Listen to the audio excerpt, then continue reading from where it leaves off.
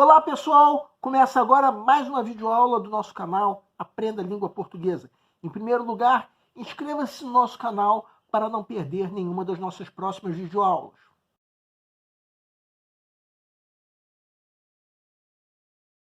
Estamos na segunda aula especial da Semana da Pátria, que é comemorada na semana do dia 7 de setembro, data da independência do Brasil. Na primeira aula comentamos alguns textos para mostrar que, apesar de toda a crise pela qual o Brasil está passando, o certo é continuarmos apostando no nosso país. Mas nessa aula nós vamos comentar uma questão da prova mais recente do Enem, que tinha o hino nacional como temática. Segue um quadro. Enem 2018. Ó pátria amada e idolatrada, salve, salve. Brasil de amor eterno, seja símbolo, o lábaro que ostentas estrelado. E digo verde louro dessa flâmula, paz no futuro e glória no passado.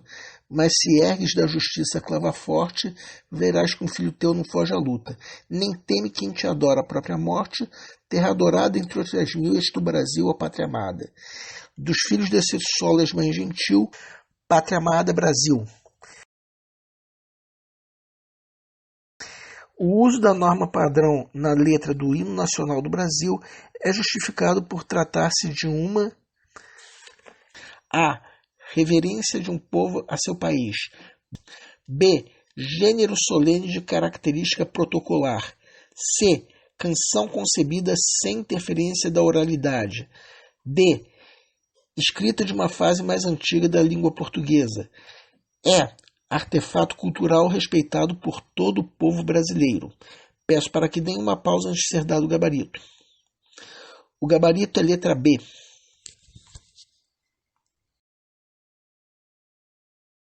Agora vamos ponderar. Trata-se de fato de uma questão difícil.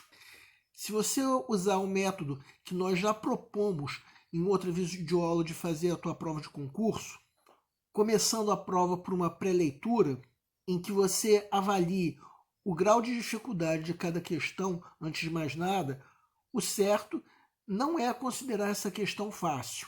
Mas atenção para uma coisa, vamos supor que você esteja na pré-leitura.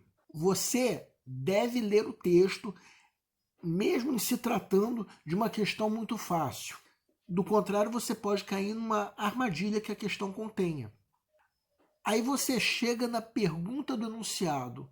O que justifica o uso da norma padrão, no caso, no hino nacional? Nós vamos mostrar que existem várias armadilhas no meio das alternativas.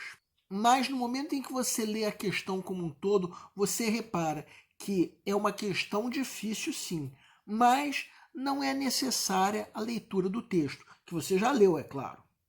Mas por que isso? Porque a pergunta se liga ao motivo do uso da norma padrão. Então, mesmo que você não saque ao certo qual é o gabarito na pré-leitura, você percebe que não é necessária a leitura do texto. Vamos entender que norma padrão se refere ao conjunto de regras sobre como deve ser a língua portuguesa, ou seja, a língua escrita, não falada. Então, qualquer gênero que tenha uma característica protocolar, ou seja, de acordo com uma norma, deve seguir a norma padrão. Esse é o caso do hino nacional? Sim, afinal de contas, o hino nacional é cantado em situações como cerimônias de posse, formaturas, o que torna a situação solene. Em certos casos, como antes de um jogo de futebol de seleção, é cantado exatamente para imprimir uma solenidade ao momento. De qualquer maneira, a norma padrão se torna necessária para que se tenha o conhecimento a respeito da nossa língua, para que qualquer pessoa que acesse o hino tenha apresentada a língua portuguesa. Agora vamos analisar as outras alternativas, as alternativas incorretas. As alternativas A e E cometem o erro da contradição, que é a geração de ideias que estão em desacordo com o texto. Já as alternativas C e D cometem o erro da redução, que é a limitação da resposta à pergunta do enunciado a um único aspecto, quando na verdade a resposta é mais abrangente. Eu diria que justamente por isso essas alternativas C e D podem ser marcadas por um candidato que esteja desatento. Eu disse que o erro de redução é o ato de se limitar a resposta à pergunta do enunciado a um único aspecto, quando na verdade a resposta é mais abrangente. Por quê?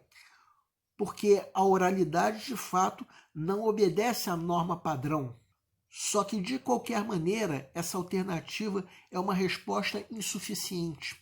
Não é por isso que a norma padrão é usada, e sim pelo motivo que está no gabarito, letra B. A mesma coisa, letra D. O hino foi, de fato, escrito numa fase mais antiga da nossa língua. Só que ele foi escrito por um grupo de pessoas que não precisavam necessariamente obedecer à norma padrão. E a contradição é a geração de ideias que estão em desacordo com o texto.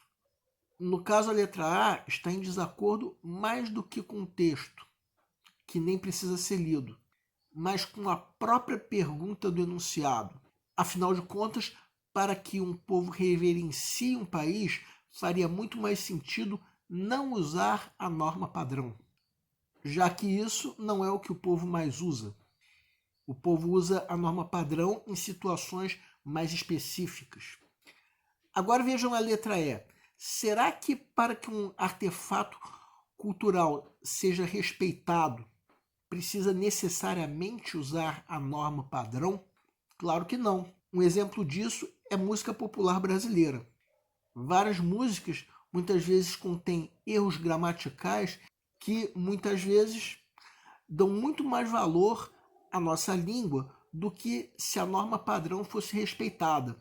Então trata-se de uma questão cuja resposta não está propriamente no texto, no sentido de que a leitura do texto não faz qualquer diferença para se sacar o gabarito da questão. Torna-se necessária uma reflexão. A questão é muito mais teórica do que de interpretação. O nosso canal é voltado para você que está se preparando para uma prova de concurso, em especial vestibular. Para todos vocês que fizeram essas provas, nós queremos pedir que nos escrevam para dizer como vocês se saíram na prova, se a prova foi fácil, se a prova foi difícil, quais foram as dificuldades. Conforme for, nós faremos os devidos comentários numa próxima aula. E para todos vocês, nós desejamos boa sorte. Se você está gostando das nossas videoaulas, marque um gostei. Se não está gostando, marque um não gostei. Em ambos os casos, façam os devidos comentários para que nós possamos saber onde nós estamos errando.